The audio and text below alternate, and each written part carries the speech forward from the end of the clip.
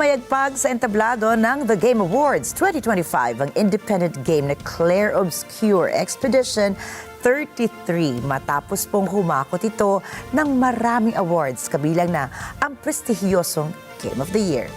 Narito si JD Mahinay para sa iba pang detalye ng balita. It's worse for everyone. Sa daang-daang mga video game titles na pwedeng malaro ng mga gamers, isa lang ang pwedeng hiranging Game of the Year ng The Game Awards panel ngayong taon. Matapos mapasama sa 13 nominations, tuluyang nadomina ng Clair Obscur Expedition 33 ang The Game Awards matapos sumakot ito ng 9 na parangal sa taunang event. Kabilang narito ang Best Game Direction, Best Narrative, Best Art Direction, Best Score and Music, Best Performance, Best Independent Game, Best Debut Indie Game, Best Role-Playing Game at syempre, ang inaasam na Game of the Year.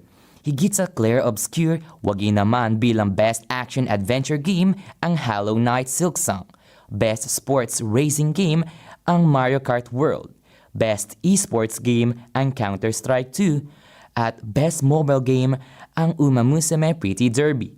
Sa gitna rin ng parangal ay inilabas ng Sandful Interactive ang downloadable content ng Clair Obscur Expedition 33 bilang pasasalamat nito sa mga sumuportang gamers sa kanilang laro. I think that's what I find really beautiful is that people really reacted strongly to all the passion we put into this game. Like it's really a game that comes from the heart and from the soul, and we poured everything of us into this game, really, and I think that people felt that. And I'm surprised still today at how much they resonated with that and how much it transpired through the game and throughout that experience.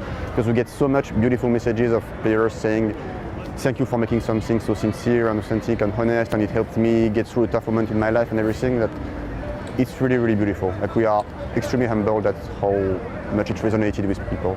Sa taong ito, ay unti-unting napapansin ang patuloy na pamamayagpag ng mga indie games kahit na hindi kilala ang kumpanyang gumawa nito. Tulad ng mga AAA companies ay maraming gamers at fans ang nagmamahal at kinagigiliwan ang mga ito. JD Mahinay para sa mata ng Agla International. Trusted, connected, on point.